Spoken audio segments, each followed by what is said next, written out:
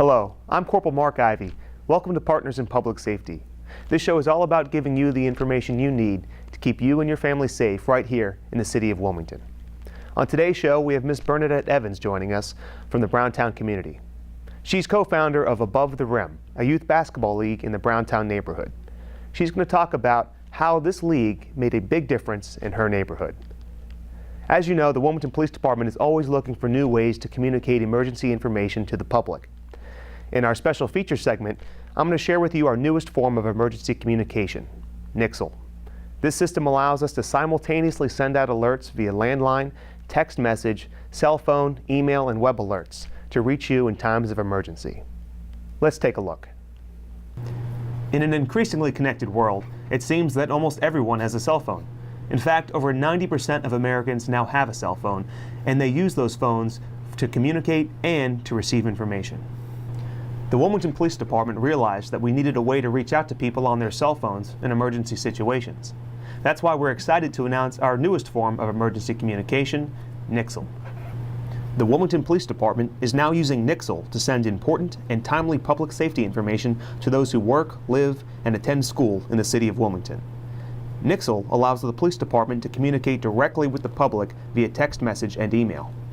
Using Nixle, with one platform, I can now type a message that can reach you on your landline, your cell phone, via text message, web message, and email. So let's show you how it works. Let's say there were a major traffic accident at 4th and Market Street, and we wanted you to avoid the area. I simply type in a message here, major traffic accident at West 4th and North Market Street. Avoid the area.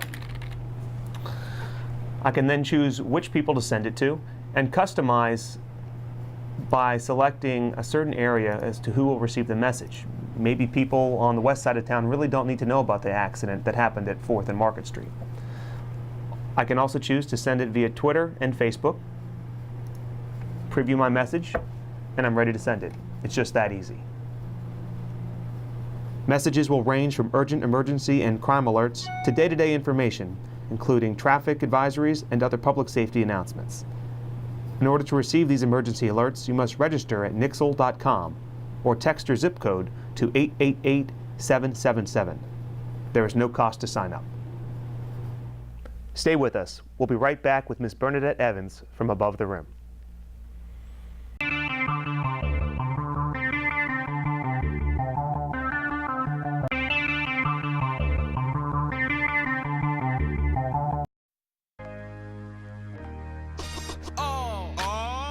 Together now, we can make it better now. Come on, can we do it? Yeah, you know that we can. We'll rope it up, Cause we know how to jump. we'll roll it out, Cause we know how to skate. we'll cut it down, Cause we know what to eat. we'll swap it out. We eat healthy stuff. Can we do it? Yeah, you know that we can. Can we do it? Yeah, you know that we can. Yeah, well come on. Today's a good day to grab your kids and hang out with them for an hour. Dance, walk, play a sport, or cook a healthy meal. Because just moving a little and eating better every day can help make you and your child healthier. Can we do it? Yeah, you know that we can. We'll ball it up, Cause we know how to hoop. we'll mess around, Cause we know how to play. we'll drop it down, Cause we know how to dance. we'll veg it up, Veggie night and day. Can we do it? Yeah, you know that we can. All in together now, we can make it better now. Search We Can to find doable tips and activities that you can use every day to keep you and your kids healthy.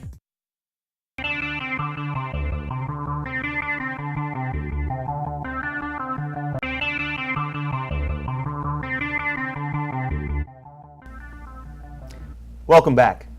Joining us now is Ms. Bernadette Evans, a community leader from Browntown and co-founder of Above the Rim. Ms. Bernadette, thanks for joining us. Thank you for having me. So the first question everyone's going to ask is, what exactly is Above the Rim?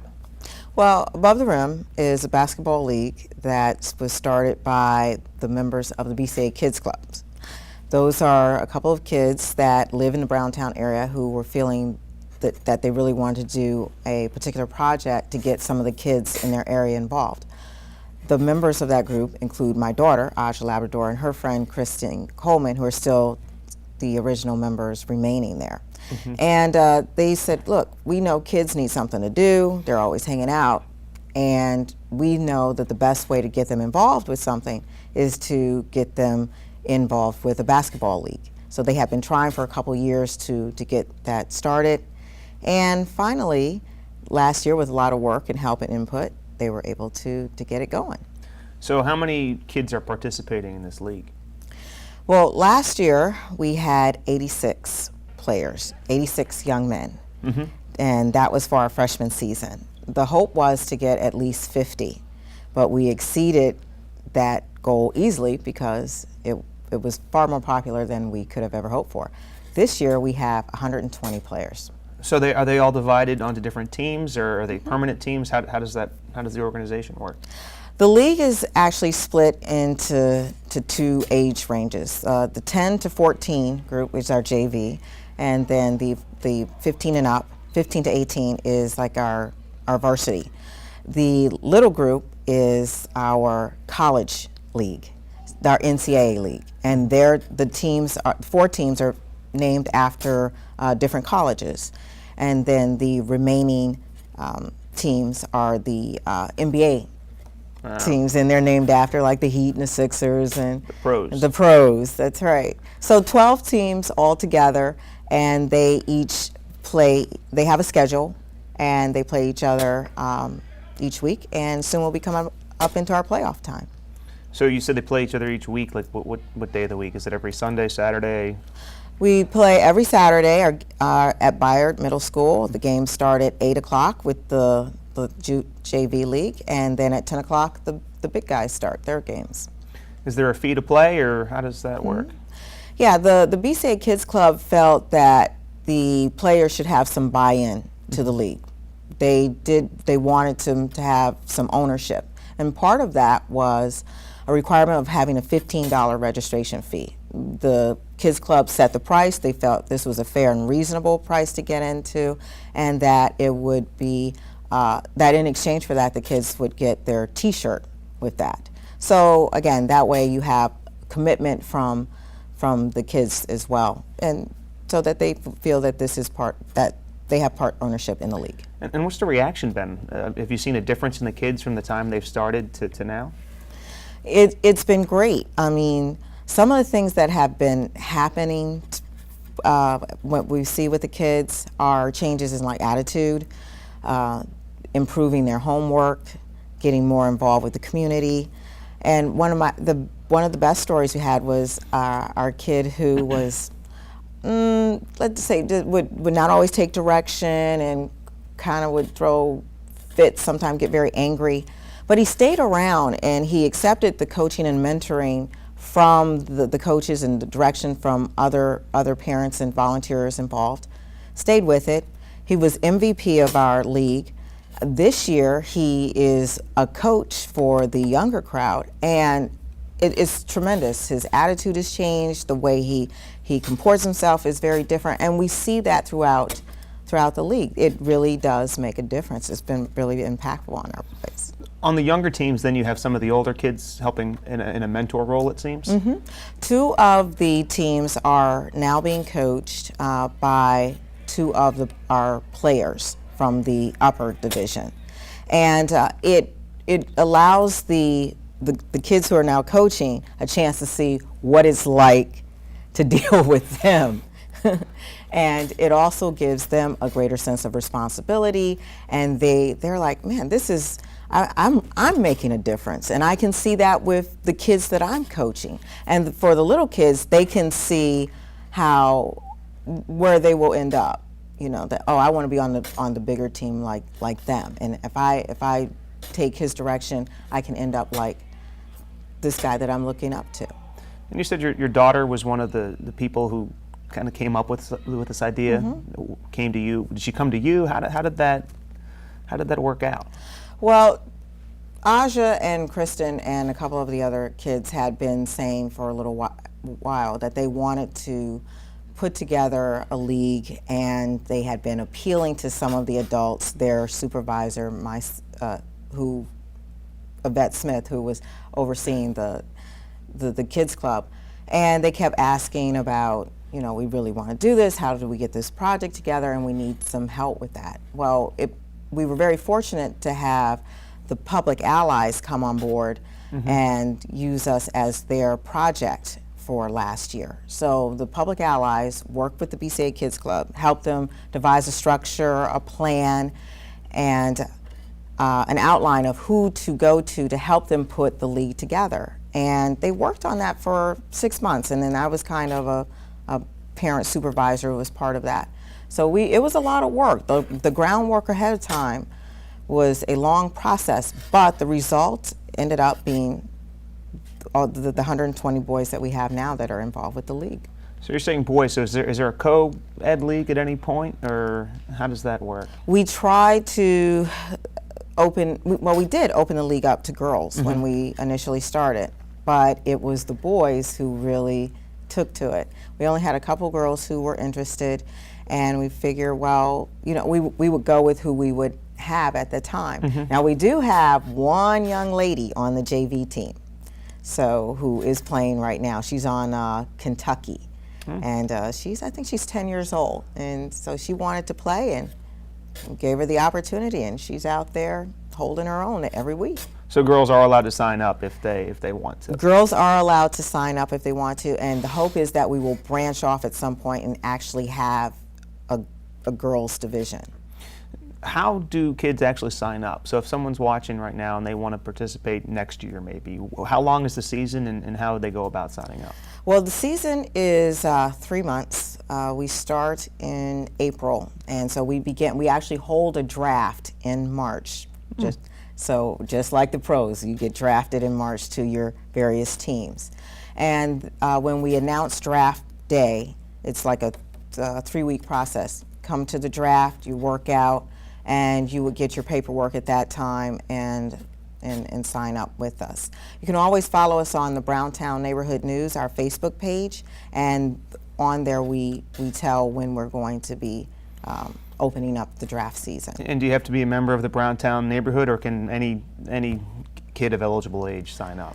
Any kid aged 10 to 18 who basically is in Newcastle County. We have kids come all the way from Newark, from North Wilmington. The goal, the initial idea, of course, was to get kids from Browntown involved. But the popularity above the rim was so great, we just have kids from all over, so we take kids from all over who come and join us. All right. Well, you must be very proud. Thank you very much for all your help. I am very proud, and I just want to say, if I may, that I'm very grateful to Sherry Dorsey Walker, our councilwoman, who's helped us out, and all of the businesses who have helped us out, Casale Construction and Penn Cinema, who helped us in our freshman season, and Wilmington Police as well, because we got a lot of support from them. Then it just became a collective community effort. So all those organizations, along with the volunteers who are there week in and week out without pay, but do it for the love of the community and the game, we're very grateful for. All right. Ms. Bernadette Evans, thank you very much for joining us. Thank you for having me. Stick with us. We'll be right back.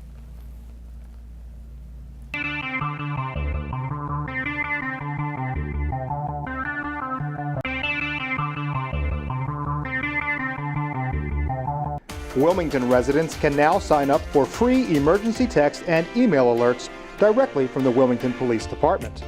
The department can now issue alerts, which will simultaneously call landline phones, send text messages and email, and post to social media.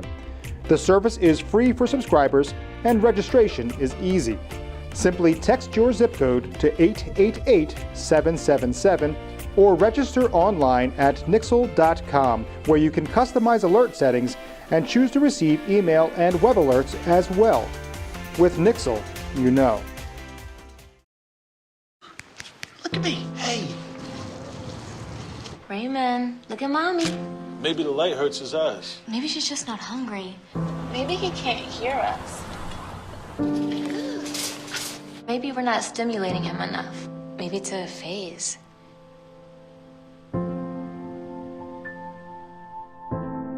Avoiding eye contact is one early sign of autism. Learn the others today. The sooner it's diagnosed, the better.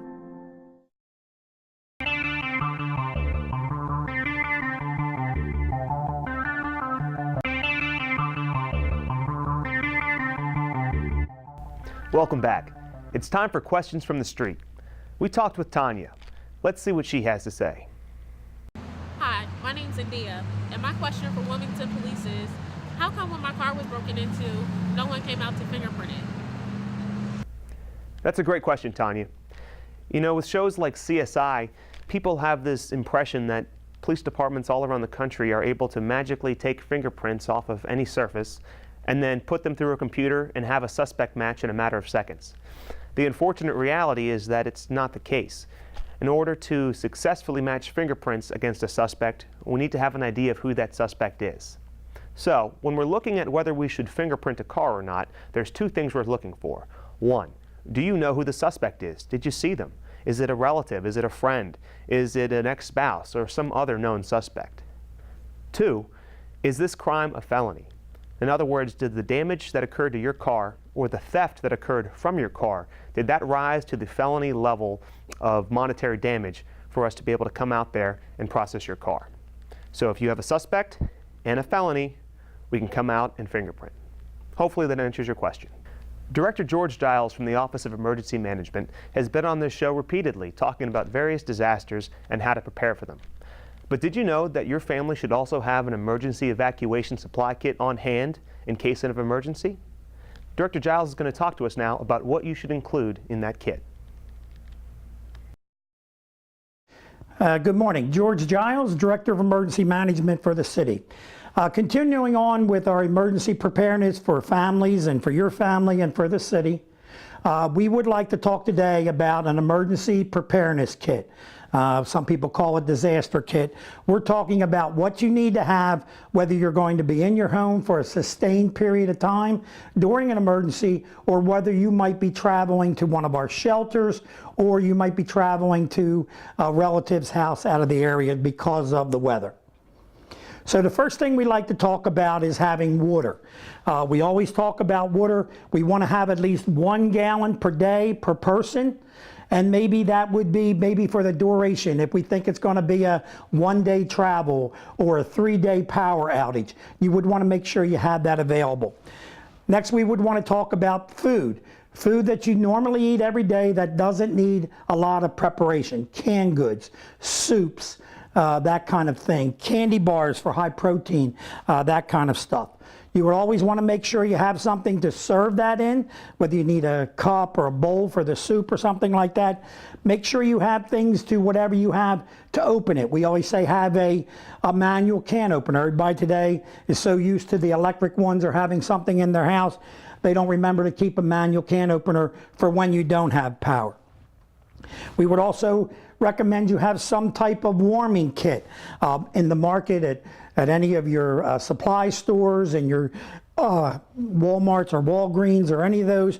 You can find a heating kit that will heat that up if it's soup or some type of baby food or things like that. Next, we would talk about your comfort for when you're resting and you're sleeping. So we would always tell you to have, everybody likes their favorite pillow, so make sure you have your favorite pillow. You know, I know it's in the house, but you've got to have that ready to go. Some blankets that keep you warm in case you would get stuck in the weather or in a car and because of traffic or anything like that. The next thing we would talk about is some of clothing. Make sure you have clothing that you would wear for whatever the weather conditions are that day. Sometimes in the summer it'll be shorts and that kind of thing, but you always want to make sure you have a raincoat or a pair of boots, that kind of thing for you. Toiletry. When you're in your house, you usually have the toiletry you need, but when you go on transit, you want to make sure you have some little things, and you know, whether it's a little travel kit, just like you would if you go away on vacation. We would also want you to have a portable flashlight with extra batteries and that kind of thing. If you could, a weather radio to sort of keep you a battery operated radio. So if you are in the house and you don't have power, you put your batteries in, you can hear the weather. We also ask you to have first aid kits. When you have a little first aid kit, in case somebody gets injured, and or with the first aid kit, make sure you have medicines for everybody that needs medicines either daily or every couple days. We would also talk about having some type of toolkit, whether you have to repair something in the house, shut gas lines off, or whether you're traveling and the car might break down and you need that. A couple other things we would talk about is when you leave the house, make sure you have cash. ATM machines, using your credit card at a gas station. If the power's out in the area, it's not going to work. So they're going to take cash. They might be on an emergency generator at the gas stations, which we're trying to get some of those to do that, so we would do that.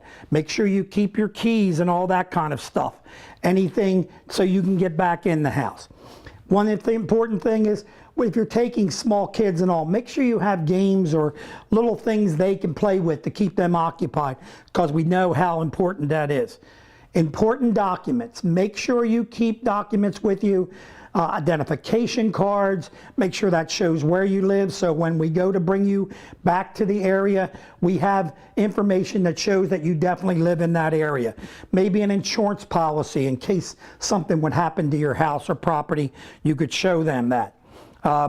Make sure your vehicle tank is full. You never know how far you're going to drive or how far long it's going to take to get fuel. Last couple years ago in Sandy, gas stations could not pump fuel. They could not get them fuel, so it would need that.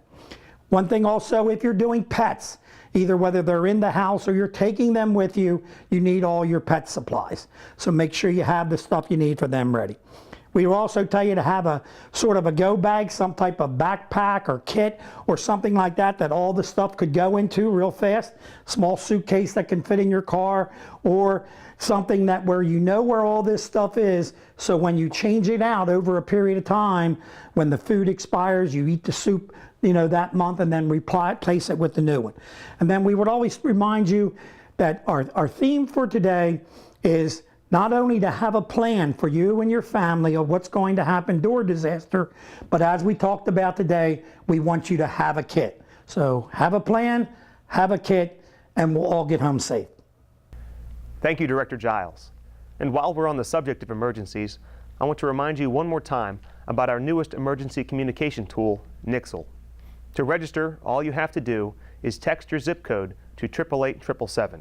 That's your zip code to the number 888-777 to receive free emergency alerts from the Wilmington Police Department. That's our show for you today. Thank you, and we'll see you next time right here on Partners in Public Safety.